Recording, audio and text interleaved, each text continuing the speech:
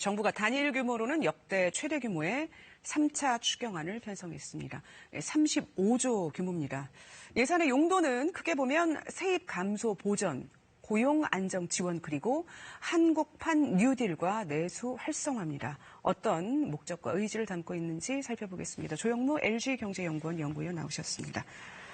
자, 35조 원대의 추가 경정 예산안, 저 뒤에 보이는 특징들이죠. 단일 규모 역대 최대. 이제 올해 3차례 추경을 했는데 이게 48년 만의 일이고, 네. 이제 모두 1차, 3차 합해서 59조 2천억 원 정도 된다.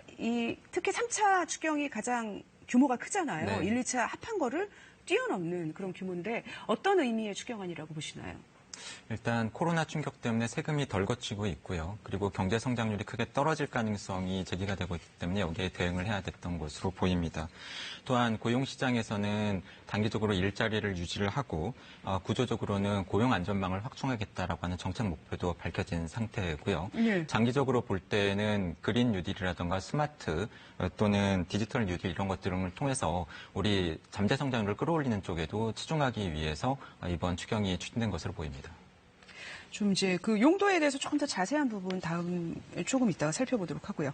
자, 재원을 어떻게 마련할 계획인지 볼까요? 자, 저 이제 지출 구조 조정은 재정을 이제 쓰기로 했던 걸 줄이는 건가요? 네. 네. 결국은 재원을 마련하기 위해서 기존에 쓰겠다라고 하는 부분 중에서 효과적으로 쓰기 위해서 불필요한 부분을 줄이는 것을 통해서 10조 원 넘는 돈을 마련을 하겠다라고 하는 건데요. 결국은 세수 감소라던가 돈을 많이 써야 되는 것 때문에 이러한 식으로 대응하는 데는 한계가 있는 것이 드러난 결과라고 볼 수가 있겠고요. 네. 그렇다 보니까 적자 국채가 거의 24조 원 가까이 발행될 예정입니다. 결과적으로 원래 발행하려던 적자 국채를 포함해서 올해에만 100조 원 가까운 적자 국채가 발행될 예정이고요.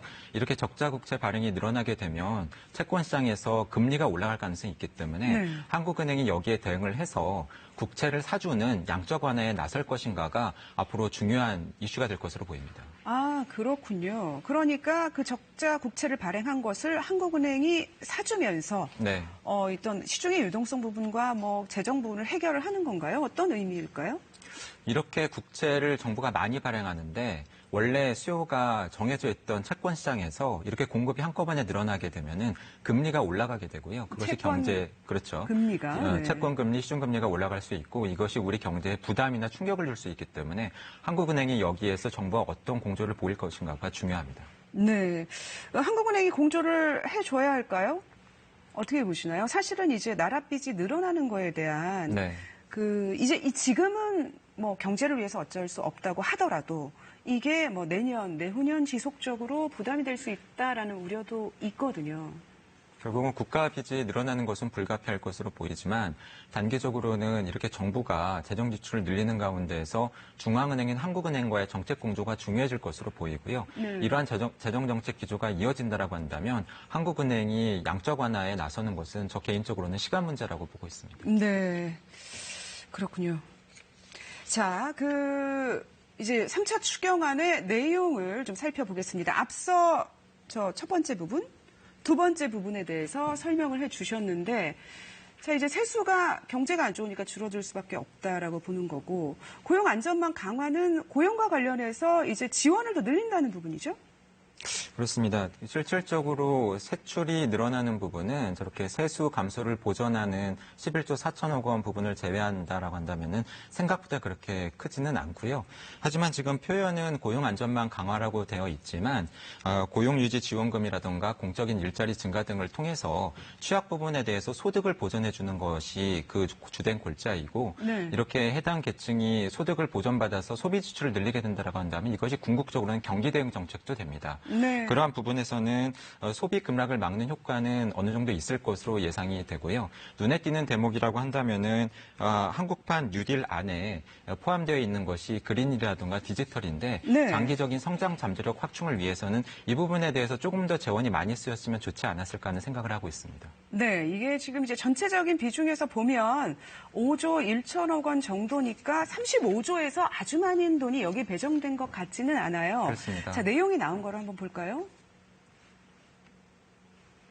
자, 어떻게 이 디지털 뉴딜하고 그린 뉴딜의 구체적인 내용이 저희가 핵심적인 것만 써놨는데 지금 발표가 됐죠. 어떻게 보셨습니까?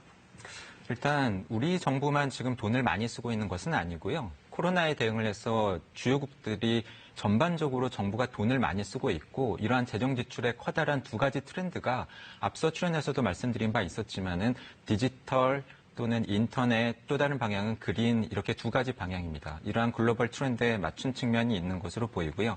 특히 우리나라가 IT라던가 통신망 등의 강점이 있기 때문에 이러한 선택을 한 측면이 있는 것으로 보입니다. 눈에 띄는 대목은 5조 1천억 원의 한국판 뉴딜 안에 고용 안전망 강화 부분이 우리 잠재 성장력 확충에 도움이 된다라고 해서 포함된 부분이 눈에 띄는 대목이었던 것 같습니다. 네, 저기는 지금 생략돼 있는데 그런 부분도 좀 네. 따로 또 한국판 뉴딜 안에 포함되어 있는 부분이 이제 여러 가지 면에서 좀 잘 짜여져 있다. 근데 X는 조금 더 해도 되지 않나 이 그렇습니다. 부분에 그런 말씀을 해주셨고요. 자, 그 내수 지역 경제 저 부분도 좀 눈에 띄는 것이 사실은 이게 또 이것도 X가 많지 않지만 네. 사실은 이제 수출 위주의 경제를 하는 나라인데 우리나라가 해외 네. 쪽이 이제 코로나19 상황이 좋아지지 않기 때문에 내수 소비를 어떻게든 활성화하겠다라는 의지가 좀 담겨 있죠. 그렇죠. 사실은 2분기에 내수보다도 더 걱정이 되는 것이 말씀하신 것처럼 수출이고요. 네. 주요 수출 시장인 미국이나 유로존이 코로나 때문에 상당히 어려움을 겪고 있기 때문입니다. 그렇다 보니까 주요국들이 내수 시장을 살리기 위해서 많은 돈을 쓰고 있는데 이번에도 보면은 대규모로 소비 쿠폰을 지급한다라던가 뭐 상품권을 발행한다라던가 고효율 가전제품을 구입했을 때 자금을 지원해 준다라든가 이런 부분이 들어가 있습니다. 하지만 앞서 이러한 정책을 시행했었던 일본의 사례를 보면은 그 효과가 그렇게 지속적이지는 않습니다. 네. 그런 부분에 때문에 결국은 앞으로 수출이 어느 만큼 살아나는가가 매우 중요한 관건이 될 것으로 보입니다. 그게 뭐 관건이긴 하지만 현재 상태만 봐도 그렇게 좋을 것 같지는 않기 때문에 지금 네. 이제 성장률이 역성장을 할 수 있다. IMF, 한국은행 그렇게 얘기를 했어요. 그런데 이제 우리 정부는 3차 추경과 함께 0.1%, 즉 마이너스 성장은 막겠다는 거거든요. 네. 자, 쉽지 않은 과제겠지만 조언을 해주신다면 어떤 조언을 해주실 수 있을까요? 저 개인적으로는 정부가 너무 오래 성장률에 집착하지 않으셨으면 좋겠습니다. 네. 왜냐하면 그래도 우리나라가 코로나에 효과적으로 대응을 한 편이고 다른 나라들의 성장률 급락에 비해서는 그래도 선전하고 있는 편입니다. 그렇죠. 도리어 앞서도 말씀을 드린 것처럼 올해는 어렵겠지만 내년, 내후년 이후에라도 의미 있게 우리 경제가 반등하기 위해서 필요한 부분에 지금 적극적으로 대응하는 것이 필요하지 않을까 하고 생각이 되고요. 지금 돈을 쓴다고 한다면 코로나19가 장기화되거나 재발할 가능성이 있기 때문에 추경이 이것으로 끝나지 않을 수도 있다. 그리고 재난지원금이 또 지급될 수 있다. 이러한 장기적인 시기에서 지금 돈을 쓰는 지혜가 필요하지 않을까 하고 생각이 됩니다. 자, 정부는 역성장 수치를 만들고 싶지 않겠고, 또 이제 국민들도 그게 아니길 바라겠지만 더 중요한 거는 다른 데 있을 수도 있다. 미래에 대한 네. 대비.